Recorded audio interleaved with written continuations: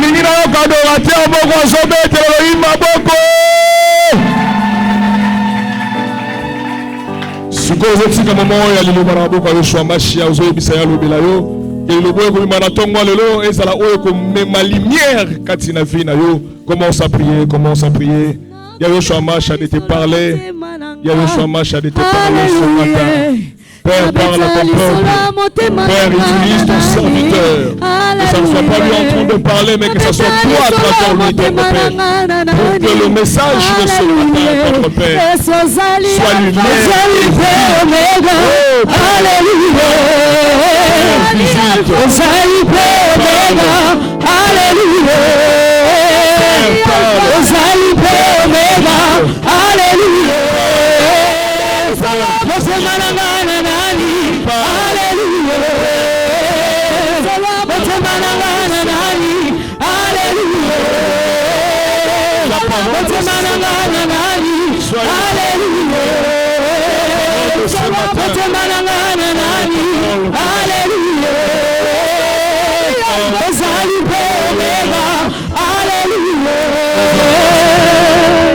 Amen. Donc, nous avons invité notre papa pour nous présenter M. Moté à l'Emokola Lolo. Nous avons été là, Maboko.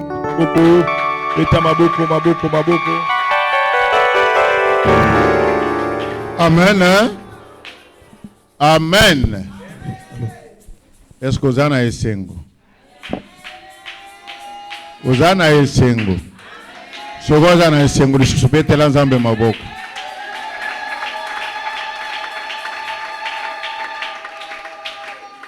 Ah, bino bofanje bozana esengo te. Mutu azana esengo afanda kate. Na yebi ke bolali te, bolali soki na 4 heures. Chikoyo, oui c'est bobetele ki maboko. Bosotaki. Mayele bobetele ki maboko bosotaki. Oya keli oui sana mayele. Betele ye maboko.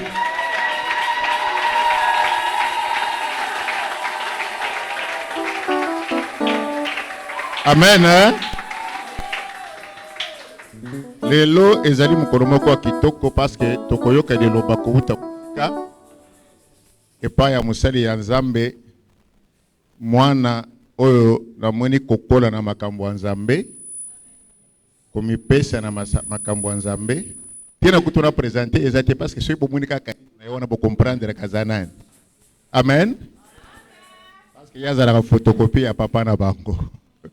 Amen. Yambona présenté Yenazo Komisanzambe parce que les lots à 7 heures. Il est quelle heure?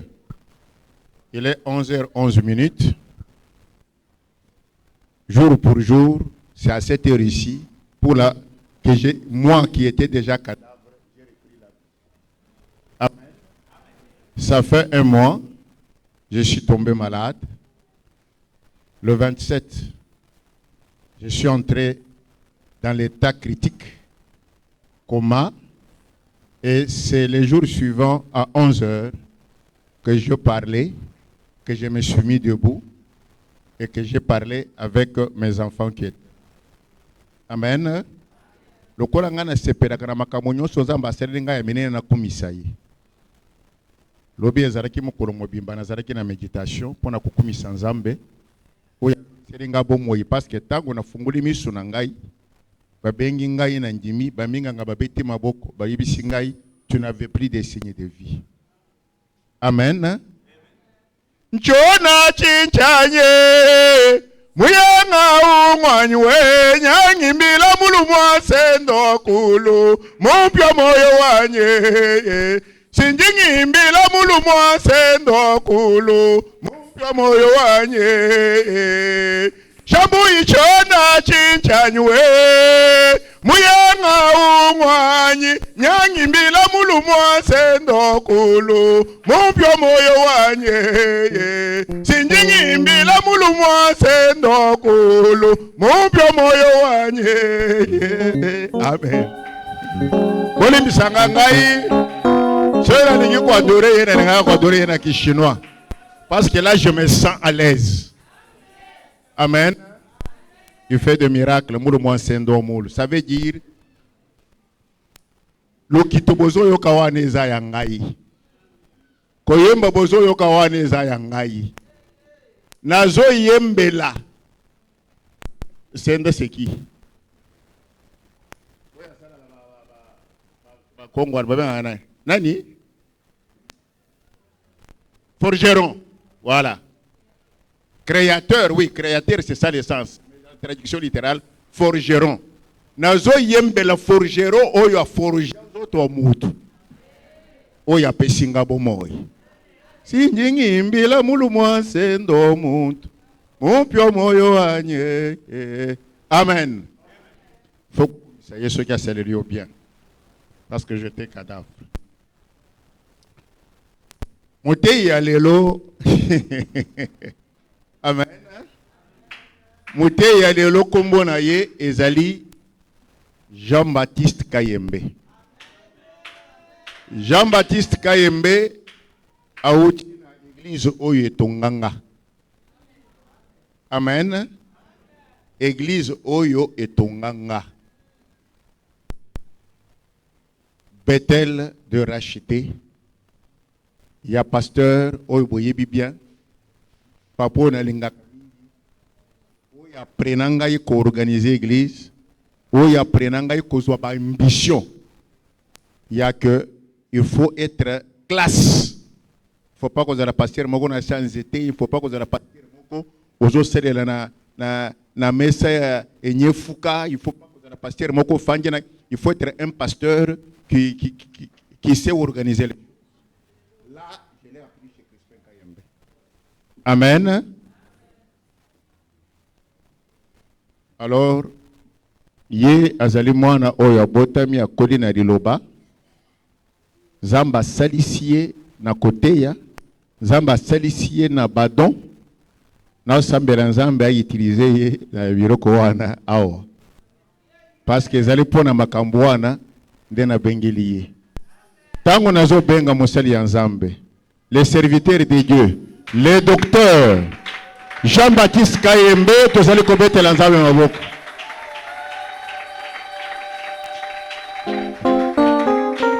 Amen.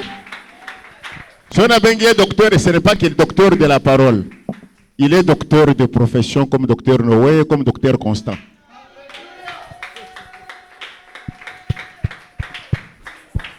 Est-ce que tu peux applaudir pour le Seigneur?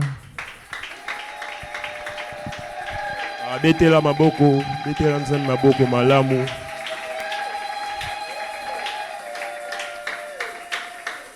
Je vais nous inviter à prier. Seigneur, merci pour ta grâce.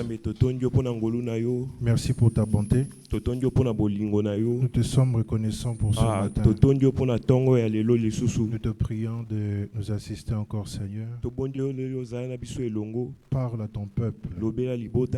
Que ton esprit puisse continuer d'agir au milieu de nous. Rends gloire à ton nom. Nous t'avons ainsi prié. Nous disons Amen.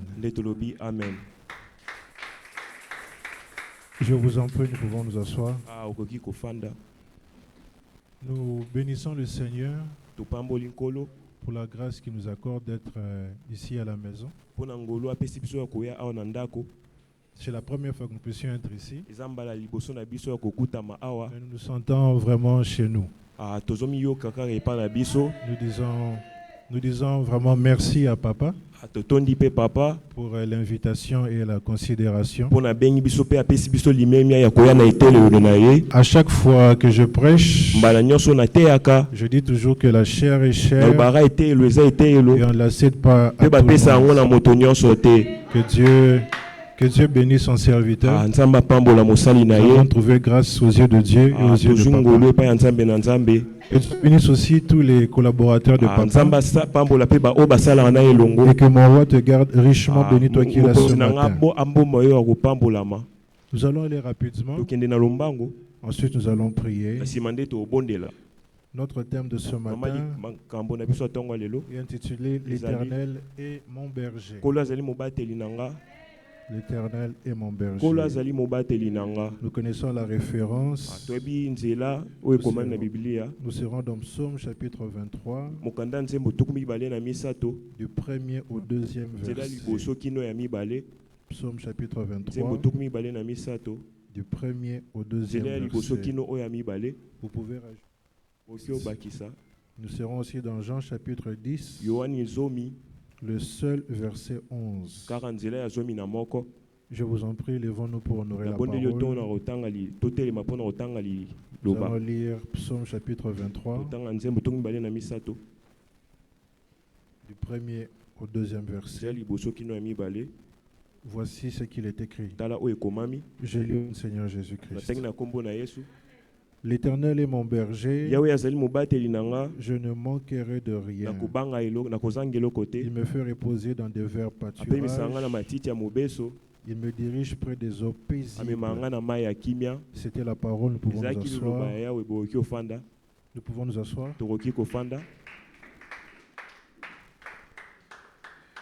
Je vais lire une deuxième version, la version Semeur. Là-bas, il est écrit: l'Éternel est mon berger, je ne manquerai de rien. Grâce à lui, je me repose dans des prairies verdoyantes. Et c'est lui qui me conduit au bord des eaux calmes. Il est très important de comprendre ce texte. C'est un texte que nous connaissons très bien et que nous utilisons souvent. La première chose, c'est déjà comprendre qui est le berger. Le texte mentionne et dit que l'Éternel est mon berger. Ce qu'il faudrait retenir ici, c'est que ce n'est pas vous qui avez choisi l'Éternel comme berger. C'est lui qui s'est proposé comme berger. Déjà, si l'on rentre au départ dans le jardin d'Éden, vous constaterez que l'homme a été créé dans le confort. L'homme a été créé de façon à ce qu'il ne manque de rien. Dans le jardin, il avait tout ce dont il avait besoin, tout ce qu'il désirait, l'homme en avait. Bien entendu, quand je parle de l'homme, j'associe la femme dedans. Ce qui fait que ce texte ne pouvait pas s'appliquer en ce temps-là. Parce que l'homme avait tout. Les conditions étaient réunies pour que l'homme ne manque pas. Mais du moins, l'Éternel était quand même déjà le berger de l'homme. Parce que c'est lui qui conduisait ses pas. Vous le savez, vous serez d'accord avec moi. Il se fait que le péché a été introduit dans le monde. L'homme ne pouvait plus vivre dans le jardin. L'homme a été exporté du jardin. Ce qui fait que les choses ont été rendues difficiles. La vie a été difficile d'accès. Vous le savez, par exemple, Dieu dira à l'homme que tu mangeras la chair de ton enfant. Cela veut dire que si l'homme ne transpire pas, l'homme ne pourra pas manger. Si l'homme ne fait pas des efforts, il ne pourra pas trouver. Quand bien même que l'Éternel est berger, il fallait que l'homme puisse travailler durement. Ajouter à cela, la loi a été introduite encore. Et suite à la loi, l'homme devait trouver ce dont il désirait en respectant plusieurs principes, en respectant plusieurs lois. Ensuite, il arrive le Seigneur Jésus-Christ arrive. Il vient avec une dispensation qui nous permet d'avoir ce que nous voulons, non pas avec la facilité, mais avec la simplicité. Parce que où la loi voulait que nous puissions travailler durement. Nous puissions travailler durement, parfois inutilement, pour obtenir avoir ce que nous voulons. La grâce vient avec la simplicité. La grâce vient avec la possibilité de ne manquer de rien sans forcément travailler inutilement. Le texte mentionne ensuite: je ne manquerai de rien. Cela veut dire que le berger n'a pas qu'office de conduire Mais le berger aussi pourvoit nos besoins. Seulement il faudrait que vous puissiez bien identifier vos besoins. Si vos besoins sont contradictoires à l'intérêt de Dieu, vous ferez de Dieu un menteur. Parce que vous devez retenir quelque chose de très important. L'un des principes lorsque vous marchez avec Dieu, c'est que tout ce que vous demandez, tout ce que vous désirez, doit aller dans les intérêts de Dieu. Parce que Dieu ne donne rien où il n'y a pas ses intérêts. Mais lorsque vous demandez, vous le recevoir, vous cherchez quelque chose auprès de Dieu, n'importe quoi, que ce soit enfant, que ce soit mariage, argent, et tout ce que vous désirez, tant qu'il y a les intérêts de Dieu dedans, Dieu vous l'accordera. Mais seulement, il y a un problème avec nous les chrétiens. Le problème avec nous les chrétiens, c'est que nous avons fait de la dispensation de la grâce un moyen par lequel nous mettons Dieu à part pour obtenir ce que nous voulons. Certainement vous allez me dire, mais comment est-ce que font ceux qui ont beaucoup d'argent, ceux qui ont des véhicules, ceux qui ont des maisons, est-ce que Dieu forcément et leur berger? La Bible mentionne dans Matthieu 4, la Bible mentionne que l'homme ne vivra pas de pain seulement, mais l'homme vivra de toute parole qui sort de la bouche de Dieu. Cela veut dire, mes frères, c'est que vous ne devez pas marcher à la manière des hommes. Vous ne devez pas chercher à obtenir à la manière des hommes. Vous ne devez pas marcher de façon à vous comparer aux hommes. Parce que vous marchez à la manière de Dieu. Et c'est Dieu qui pourvoit. Vous pouvez avoir des millions. Vous pouvez avoir des voitures, vous pouvez avoir des maisons, mais ce n'est pas forcément cela qui donne la vie. C'est forcément cela qui traduit la vraie bénédiction. Et nous allons voir cela dans la suite. Le berger pourvoit. Et je crois qu'il va pourvoir pour toi aussi. Il y a une partie très intéressante dont le berger fait reposer.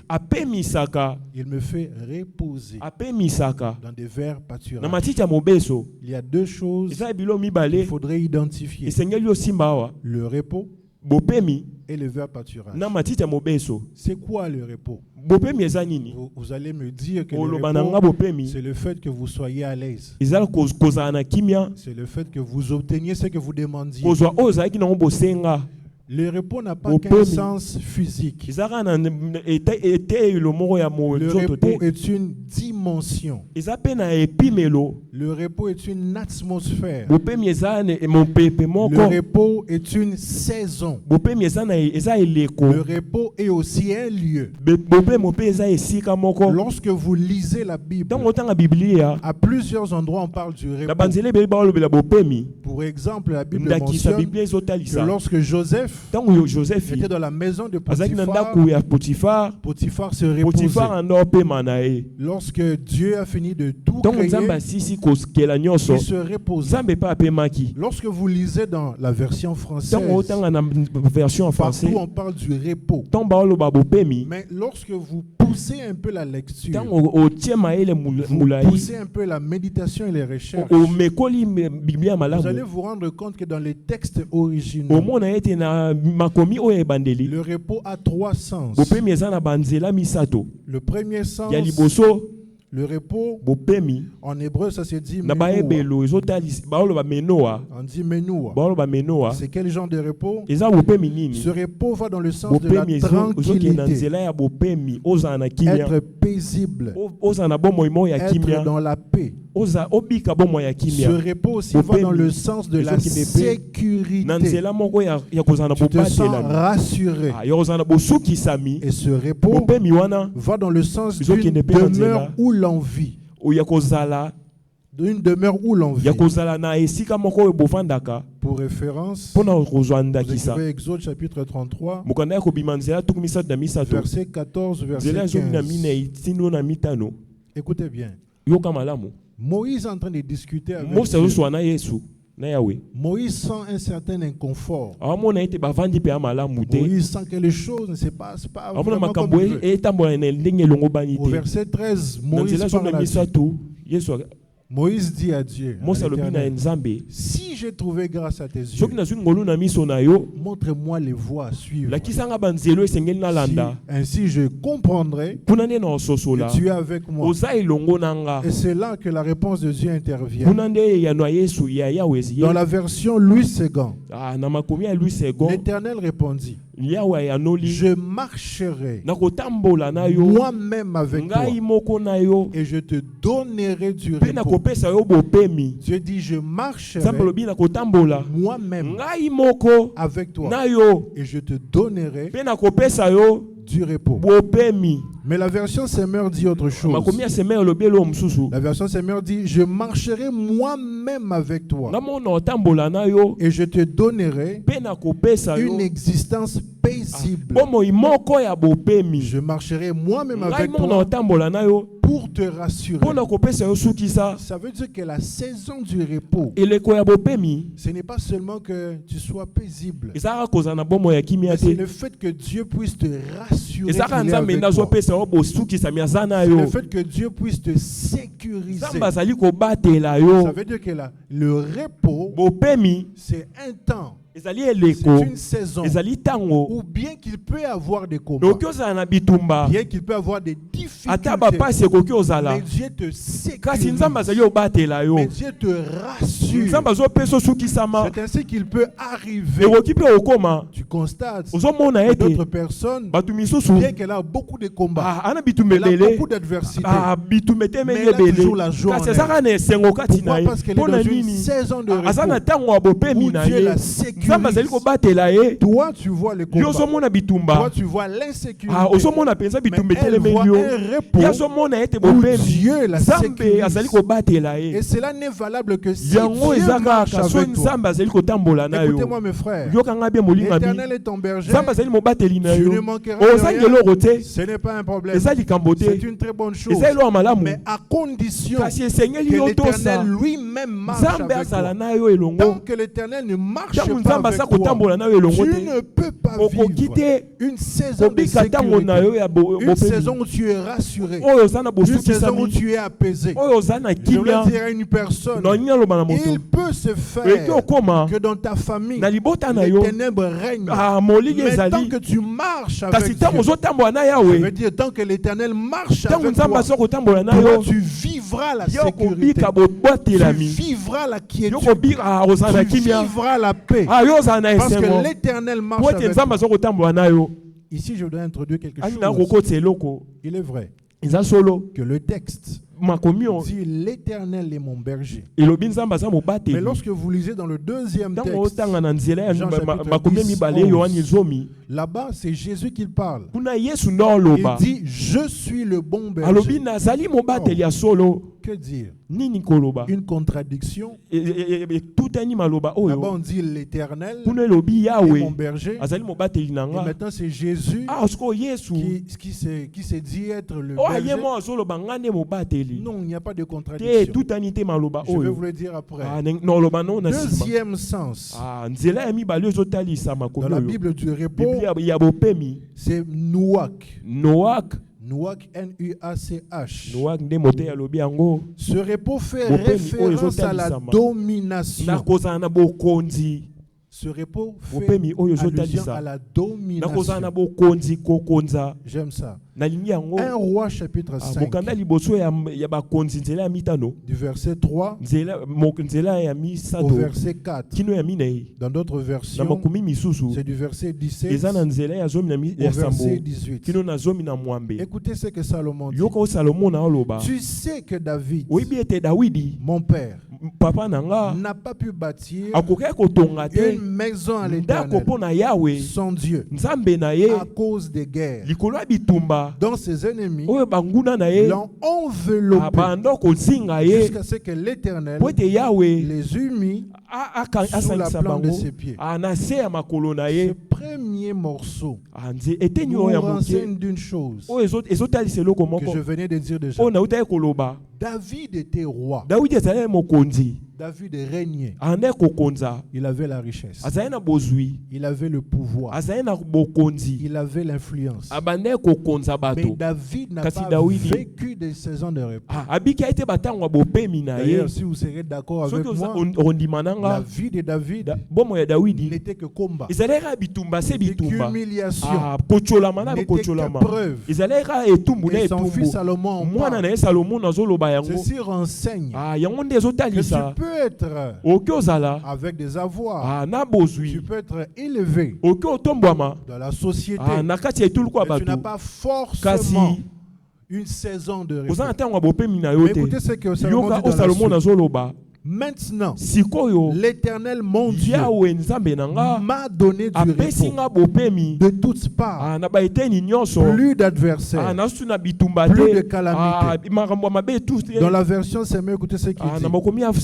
Maintenant, l'Éternel, mon Dieu, m'a accordé de vivre sans être inquiété d'aucun côté et sans plus avoir à redouter ni adversaire, ni menace de mauvais coups.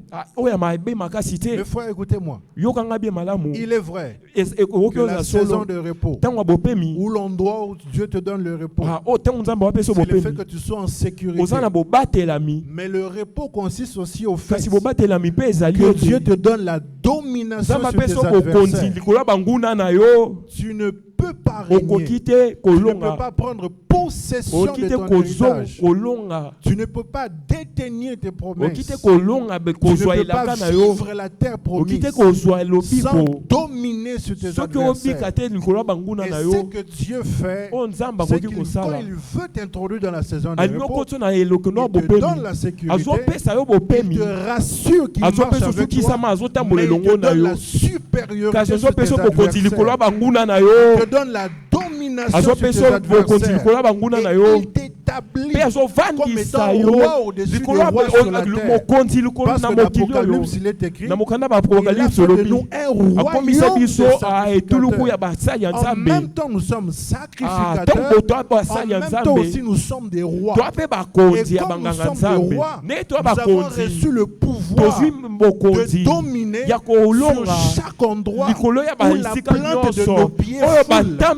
Ça veut dire que si mes grands-parents, si mes arrière-grands-parents n'ont jamais foulé une terre, ou même s'ils ont foulé cette terre, que cela ne leur a pas été donné. Moi, comme j'ai en moi le roi des rois qui m'a établi roi, à partir du moment où je foule la plante de mes pieds, où mes grands-parents n'ont pas pu posséder, cette terre devient mienne.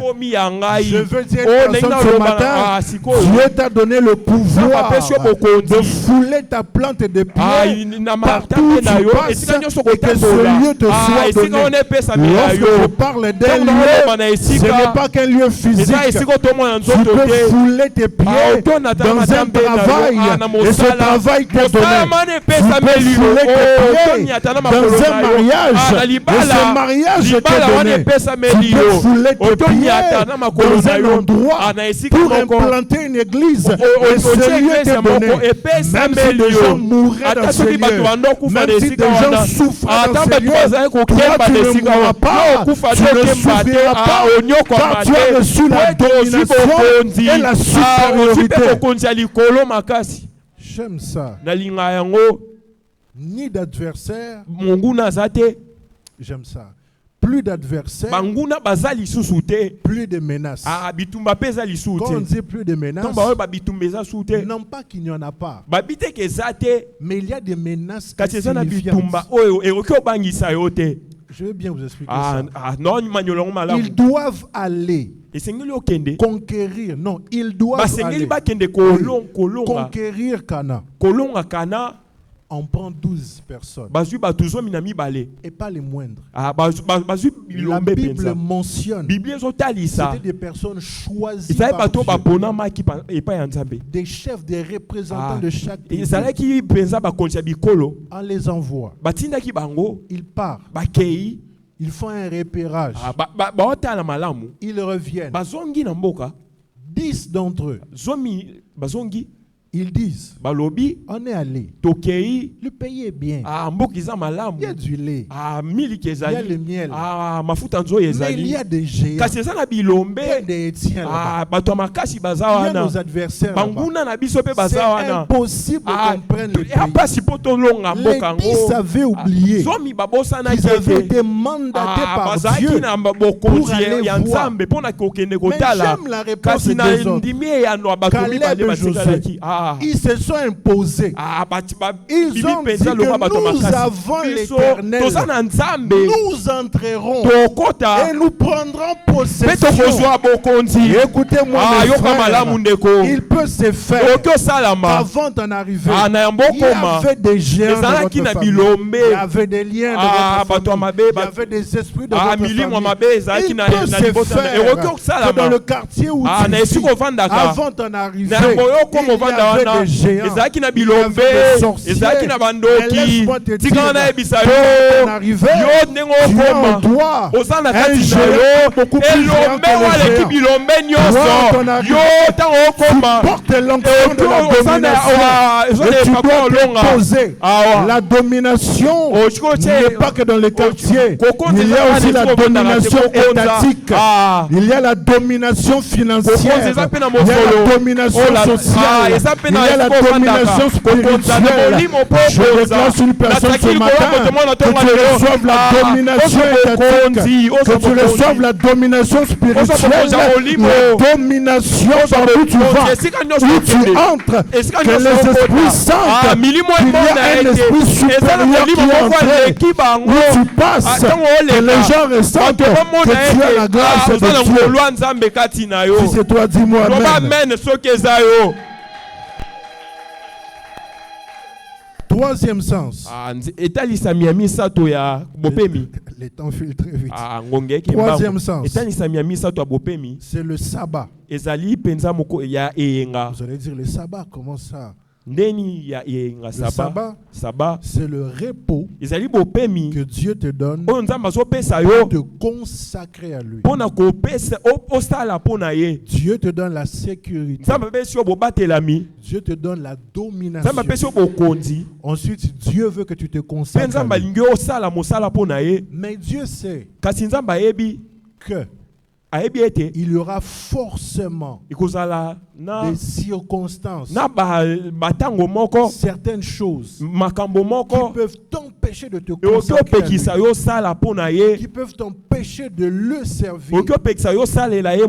Et qu'est-ce que Dieu fait? Dieu s'arrange pour enlever sur ton chemin tout ce qui peut t'empêcher de te consacrer à lui. Dieu s'arrange de réarranger les choses, de réajuster les choses. Pour que si tu avais un travail de dur labeur qui t'empêchait d'être présent à l'église, d'être présent au culte, il réarrange cela pour te donner la possibilité de te consacrer à lui. Dieu s'arrange que si c'est toi-même qui ne veux pas te consacrer à lui, il te paramètre aussi. Une personne qui ne servait pas Dieu, une personne qui était ivrogne, qui fumait, mais Dieu l'appelle à l'œuvre. Parce que Dieu, lorsqu'il vous appelle, il vous donne aussi le repos. Et le vrai repos, le vrai sabbat, ne se trouve qu'en Dieu. Et c'est ici que je vais introduire les vers pâturages. C'est quoi les vers pâturages? Tout ce que je vous ai dit avant, tout ce que l'Esprit vous a dit avant, n'est valable que si vous êtes dans les vers pâturages. Vous ne pouvez pas avoir le repos en dehors du verbe pâturage. Vous ne pouvez pas toucher vos promesses. En dehors du verbe pâturage. C'est que vous recherchez l'argent, le mariage, la réussite. Vous ne l'aurez pas si vous n'êtes pas dans le verbe pâturage. Si vous choisissez votre propre voie, vous n'aurez pas le repos. Rappelez-vous, Abraham et Lot, ils se mettent sur la plaine. Abraham dit à Lot, choisis ta voie. Si tu vas à gauche, j'irai à droite. Si tu vas à droite, j'irai à gauche. Lot, avec les yeux physiques, a vu une plaine verdoyante. Il s'est dit non, c'est là-bas que je vais. Mais Abraham a prospéré dans le désert. Écoutez-moi mes frères, les verbes pâturage, ce n'est pas quelque chose de physiquement perspectible. Les verbes pâturage, c'est une perception spirituelle que l'esprit doit vous révéler. Vous ne pouvez pas aller vous marier dans un endroit où Dieu n'est pas. Vous ne pouvez pas aller travailler dans un endroit où Dieu n'est pas. Même si le salaire qu'on vous propose est de 5 000 $, tant que Dieu n'y est pas, vous rencontrerez des problèmes. Vous ne pouvez pas aller habiter dans un quartier où Dieu ne vous a pas envoyé. Sinon vous échouerez. Vous aurez des problèmes. Et Dieu ne sera pas avec vous. Et le verbe pâturage a deux sens. Le premier sens, c'est la présence de Dieu. La présence de Dieu est le carburant qui alimente la vie de chaque chrétien. La présence de Dieu, c'est ce qui ressource chaque chrétien. Vous ne pouvez pas vivre les repos si vous ne vivez pas dans la présence de Dieu. Je ne vous parle pas d'entrer dans la présence de Dieu et sortir de la présence de Dieu. Vous devez demeurer dans la présence de Dieu. Autant un poisson ne peut pas vivre en dehors de l'eau. Autant un oiseau, si on le coupe le ciel, c'est fini pour lui. Autant pour vous, chrétiens, la présence de Dieu est vitale pour votre vie. Vous ne pouvez pas vivre en dehors de la présence de Dieu. Vous ne pouvez pas marcher en dehors de la présence de Dieu. Et la présence de Dieu, ce n'est pas seulement l'église. La présence de Dieu, ce n'est pas seulement chez vous. Mais la présence de Dieu a été établie d'abord en vous. Vous devez avoir la présence de Dieu en vous. Parce que vous êtes le temple du Saint-Esprit. 1 Corinthiens chapitre 6. Vous avez été construit pour ça. Et aussi longtemps que vous vivrez dans la présence de Dieu, vous vivrez le repos. Le deuxième sens du repos, c'est la parole de Dieu. La parole. J'aime la parole.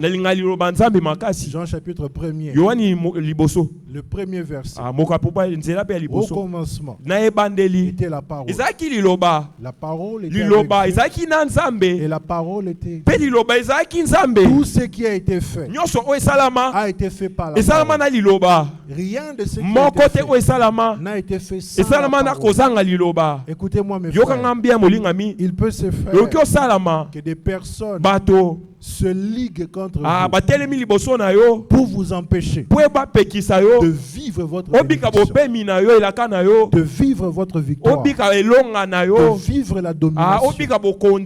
Mais il n'y a aucune chose qui peut vous arriver sans que la parole ait décidé. Et la parole dont je parle, ce n'est pas seulement la parole écrite, je parle aussi de la parole vivante de Dieu. Je parle du verbe divin. Je parle du verbe, la parole de Dieu exprimée parmi les hommes. Cette parole qui est introduite dans le récit. Et c'est lui qui a dit, je suis le bon berger. Jésus est le bon berger. Jésus est le bon berger. Et en tant que bon berger, dans Jean 15:16, qu'est-ce qu'il fait? Il dit, ce n'est pas vous qui m'avez choisi, c'est moi qui vous ai choisi. Je vous ai appelé pour que vous alliez, que vous portiez du fruit. La partie que j'aime. Mais je vous ai aussi envoyé pour vous établir. J'aime beaucoup ça. Pour vous établir.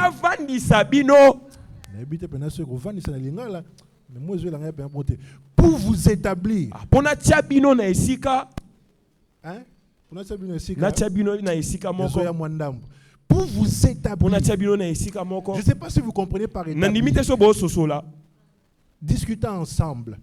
S'il y a un groupe de soldats qui vient établir son camp ici pour vous protéger, bien entendu, je vous pose la question. Quel coulou nos alentours essaiera de venir vous attaquer? Maintenant, regardez ceci. La première chose que Dieu a faite, il envoie son Fils. Il envoie sa parole pour s'établir sur terre. Alléluia. Amen. Pour s'établir sur terre d'abord. Lorsque Jésus vient, il impose son ministère. Il impose l'évangile. Il impose son règne sur terre. Et ce qui est bien, c'est que lorsqu'il part, il nous laisse le mandat aussi de continuer avec ce qu'il avait commencé.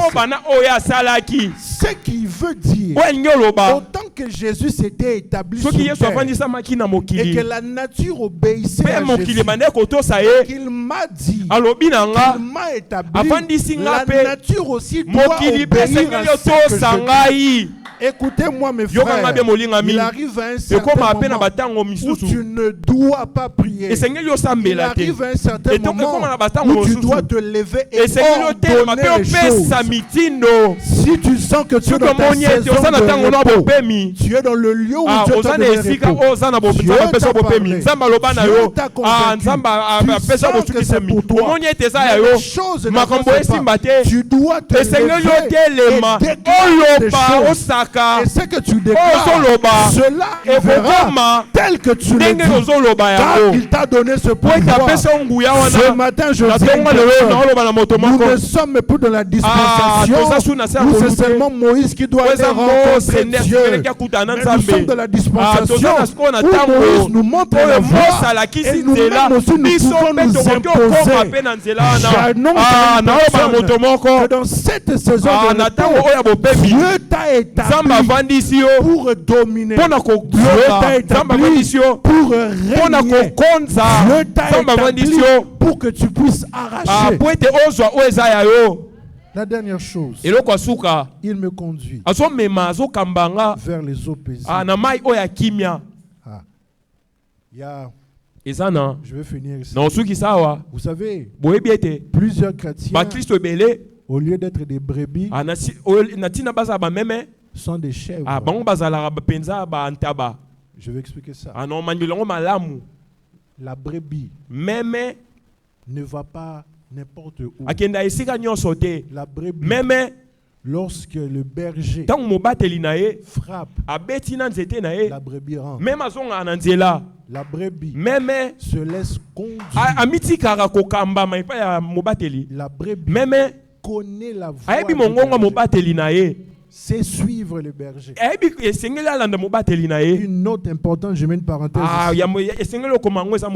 Il est vrai que Dieu est notre berger, mais Dieu agit aussi à travers les hommes. Si dans votre église, Dieu a mis un berger et que vous ne savez pas le suivre, Dieu a pu vous dire que dans votre saison, tant que vous ne vous soumettez pas à votre berger, tant que vous ne vous soumettez pas à votre pasteur, les choses ne se passeront pas bien.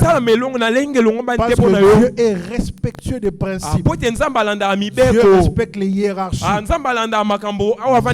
Vous voulez que ce que Dieu vous a dit s'accomplisse. Suivez ce que votre pasteur vous dit. Vous voulez que ce que Dieu vous a promis se matérialise.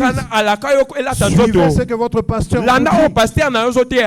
À cela, la Bible mentionne ta parole est une lampe à mes pieds, une lumière sur mes sentiers. Les chèvres ne suivent pas les bergers. Les chèvres sont têtues.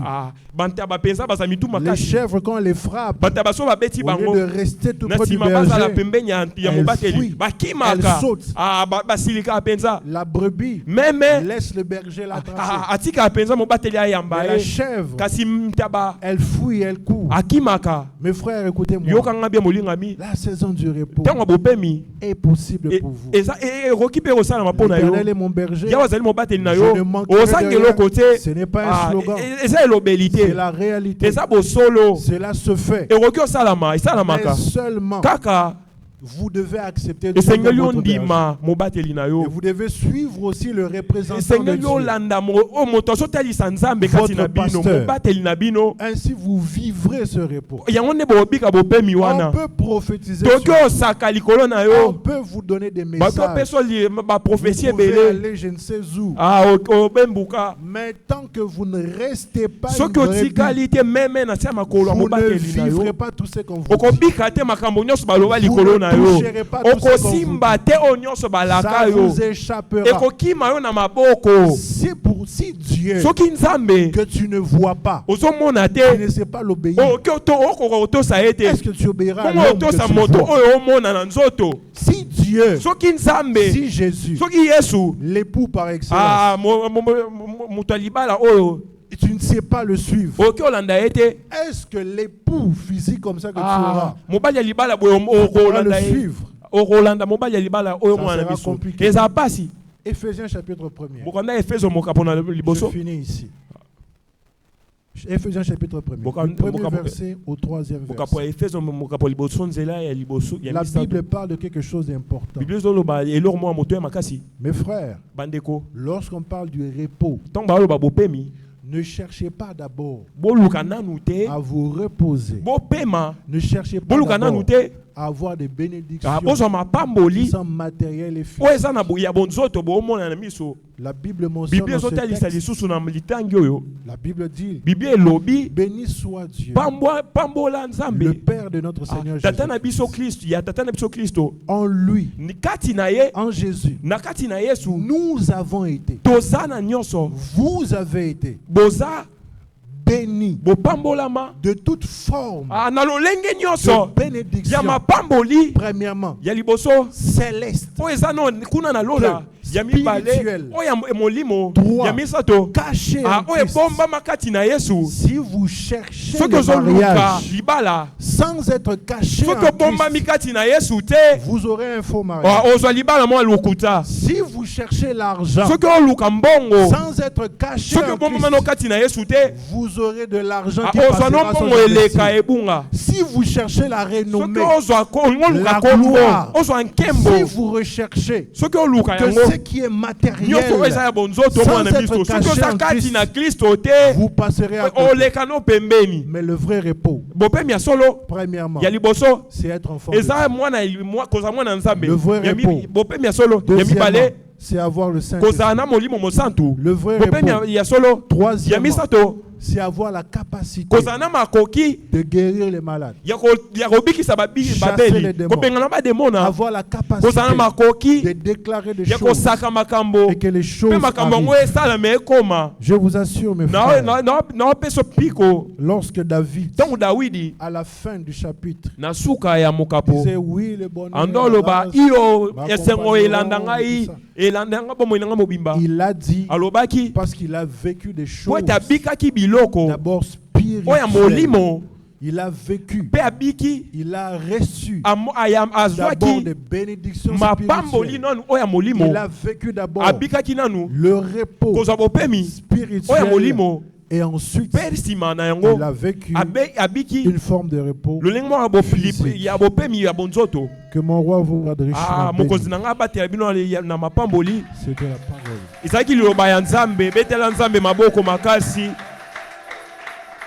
Je vous en prie, nous allons prier. Levons-nous, nous allons prier. Nous allons prier.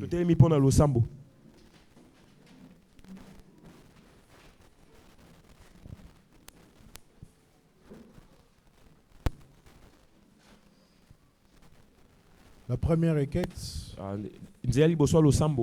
je voudrais que tu pries à Dieu. Dis à Dieu, Seigneur, fais-moi grâce de marcher dans tes voies. Dis à Dieu, fais-moi grâce. Je veux marcher avec toi. Peut-être que tu te dis que tu marches déjà avec Dieu. Si tu marches déjà avec lui, c'est une bonne chose. Tu feras une deuxième prière. Dis à Dieu, Seigneur, fais-moi grâce. Marche avec moi sur mes voies. Dans l'Exode 33, au verset 15, Moïse dira, ne nous laisse pas aller si tu ne seras pas avec nous. Notre version dit, si tu ne seras pas avec nous, ne nous laisse pas nous engager. Dis à Dieu, fais-moi grâce, marche avec moi sur mes sentiers, sur mes voies. Prie au nom du Seigneur Jésus. Prie au nom du Seigneur Jésus. Prie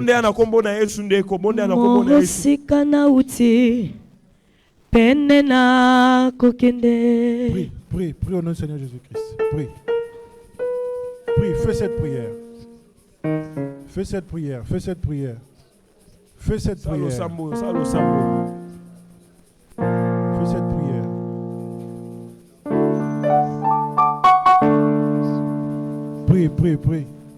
Prie. Tu en as besoin. Te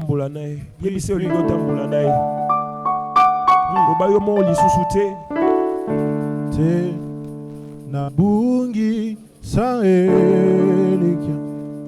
Te nabungi saelikia.